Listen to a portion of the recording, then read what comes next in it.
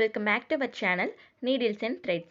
இன்னைக்கு வீடியோல நம்ம என்ன பார்க்க போறோம்னா hand embroideryல stem stitch எப்படி போடுறதுன்னு தான் பார்க்க போறோம். வீடியோ பார்க்கிறதுக்கு முன்னாடி இப்போதான் நீங்க என்னோட சேனலை ஃபர்ஸ்ட் டைம் பார்க்குறீங்க அப்படின்னா சேனலை மறக்காம சப்ஸ்கிரைப் பண்ணிடுங்க. கூடவே பக்கத்துல இருக்கிற பெல் ஐகானை கிளிக் பண்ணி ஆல் என்ற பட்டனை பிரஸ் பண்ணிக்கோங்க.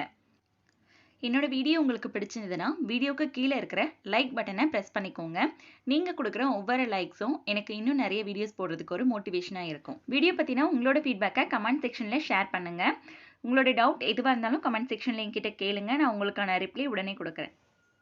ஆல்ரெடி நம்ம ஸ்டெம் ஸ்டிச் எப்படி போடுறதுன்ற வீடியோ நம்ம சேனலில் போஸ்ட் பண்ணியிருக்கோம். ஸோ யாராவது பார்க்கல அப்படின்னா டிஸ்கிரிப்ஷன் பாக்ஸில் லிங்க் இருக்குது, போய் செக் பண்ணி பார்த்துக்கோங்க.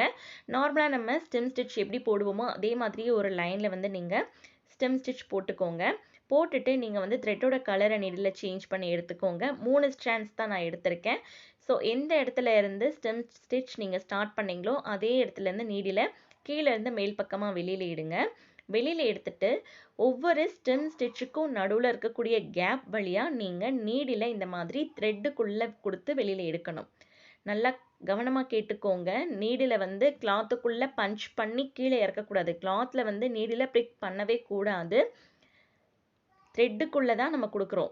நம்ம போட்டிருக்கிற ஸ்டிச்சில் இருக்கக்கூடிய த்ரெட்டுக்கும் கிளாத்துக்கும் நடுவில் இருக்கக்கூடிய அந்த ஸ்பேஸில் தான் நம்ம நீடில் உள்ளே கொடுத்து வெளியில் எடுத்து இந்த மாதிரி விப்டு வந்து போட்டுட்ருக்கோம். ஓகேவா?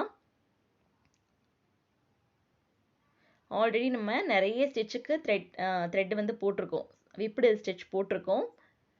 ஸோ அந்த விப்டு போட்டவங்களுக்கு இது கொஞ்சம் ப்ராக்டிஸ் தான் இருக்கும். லாஸ்ட்டாக நீங்கள் முடிக்கும்போது அப்படியே நீடில் உள்ளே கொடுத்து கீழ்ப்பக்கமாக முடிச்சு போட்டு ஸ்டிச்சை வந்து நீங்கள் கம்ப்ளீட் பண்ணிக்கலாம்.